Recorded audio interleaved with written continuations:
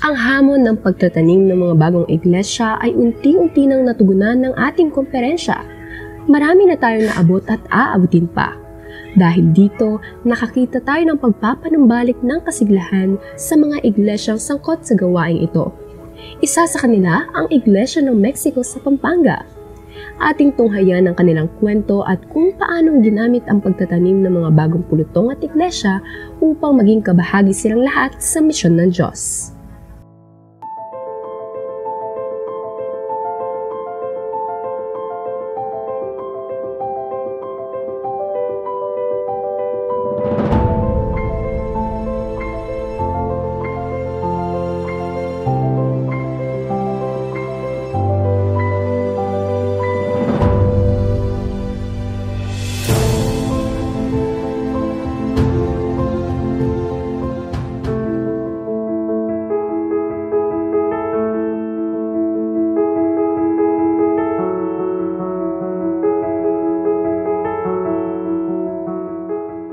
Ako po si Brother Randy Estrono, ang tumatayong head elder po ng kasalukuyan ng Mexico Seventh-day Adventist Church.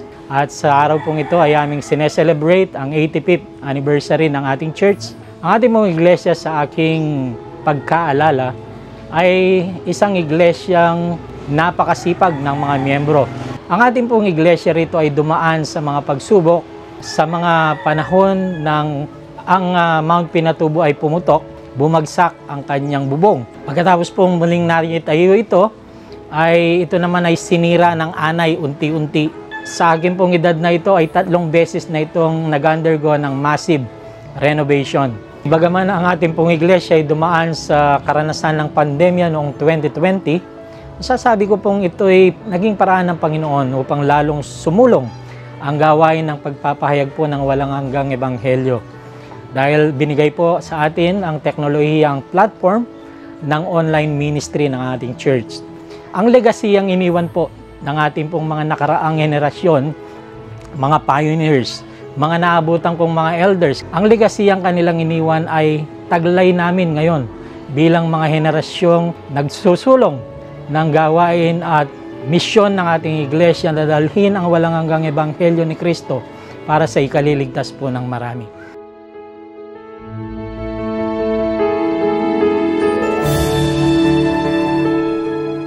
Ako po si Brother Amado Espino, isa pong church planters ng Mexico Adventist Church. 2014, yung pamilya ko, 3 anak tsaka yung asawa ko, sabay-sabay kaming nagbalik loob sa ating Panginoon. Naghanap ako ng church, so dito po ako napadpad. Pagkamat ito'y malayo sa amin, pero dito ako dinala ng Panginoon. Nung nagsimula ako sa ministry, kumbaga, hiningi ko rin sa ating Panginoon. Kasi noon kasi talagang sobrang mahihayin ako, hindi ako pwedeng ayaw kasi nagtatago nga lang ako.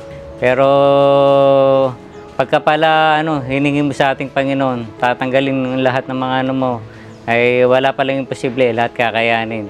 So nagsimula akong na mag-ministry. Naalala ko yung kong challenges kung sinamang crusade sa Bacolor. Nagtatrabaho ko sa Angeles. Pagkatapos sa Angeles, alas 5, labas ako, diretso ko ng Bacolor. Ginagawa ko yung kasi gusto ko matuto paano talaga maglingkod. Ang mga kaanib dito sa Mexico Church ay talagang supportive din sila. Mas maraming mga kapatid ang nai-involve pag meron tayong mga church planting, mga ganon.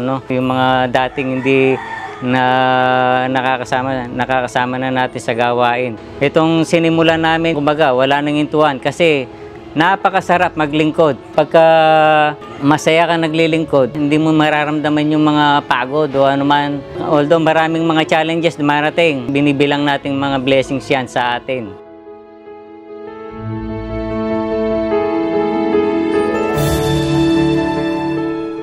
Ako po si Sister Sally Caraan. Kami po at ng aking pamilya ay bagong binyagan po ng Seventh-day Adventist. Lumaki po ako sa Christian family, kung saan kami po ay aktibo sa gawain ng Panginoon. Ngunit dumating po ako sa punto, sinubok po ang aking pananampalataya. Sa ilang taon, pinili ko ang kaligayahan ng sanlibutan. Ngunit July, panahon ng pandemya, Kami ay nabahagian ng salita ng Panginoon sa pamamagitan ng online worship ng MSDAC. At simula noon, naging habit na namin ang pakikinig ng salita ng Diyos at sa araw-araw na pakikinig namin, namumulat kami sa katotohanan. Unti-unting nabago ang buhay naming mag-asawa, gayon din ang aming anak. So December 10, 2022, nung nagdesisyon kami na magpabinyag, yun pamilyang hindi nakakakilala sa Panginoon. Ngayon ay unti-unting binibigay namin yung sarili namin para sa gawain ng Panginoon. Noong February, nag-start ako nagturo ng mga bata. At yun, kaligayahan ng pagtuturo sa kanila kung paano mo ibabahagi sa kanila ang kwento ng buhay ni Jesus, ay naging napakalaking pagpapala sa amin. Sa loob ng ilang buwan na yon, nakikita mo from doon sa 35 na estudyante ko, naging 70 na ngayon. Kapag handa ka na magpagamit sa ating Panginoon, lalawakan niya yung sakop mo eh.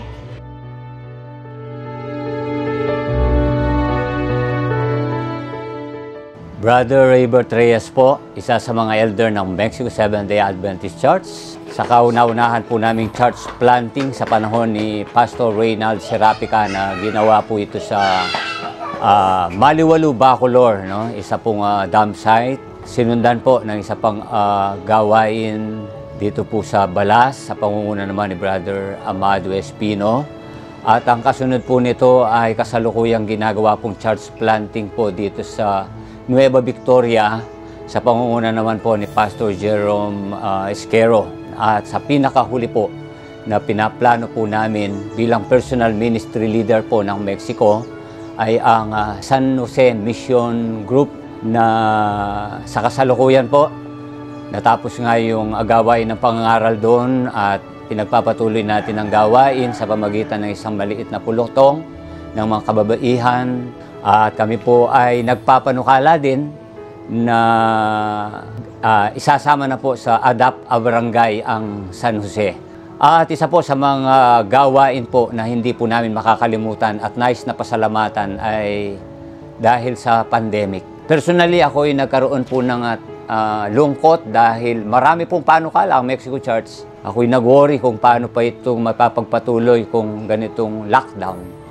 Salamat sa Panginoon, napakabuti niya at tinuruan tayo na maging kabahagi sa media ministry. Halos 4 na taon na po namin ginagawa. Meron po kaming Adventist World Radio, Mexico Seventh-day Adventist Church Facebook page. Meron din pong MSDAC Worship Online. Meron po kami 3 istasyon. Kaya araw-araw po ay walang tigil ang pagpapahayag po ng mga kapatiran dito po sa Mexico. Maging yung bagong mga kaanib ng iglesia ay ini-involve po natin, no, para mas marami pang mga kaluluwa ang mailapit sa paanan ng ating Panginoon.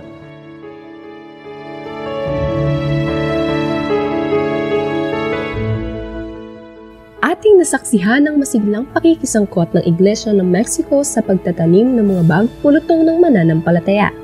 Ating nakita ang pagiging kabahagi ng kanilang mga miyembro, maging ang mga bagong bautismo sa misyon ng Diyos.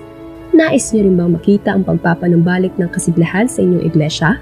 Ito na ang inyong pagkakataon upang makisangkot sa gawain ng church planting sa Central Luzon Conference.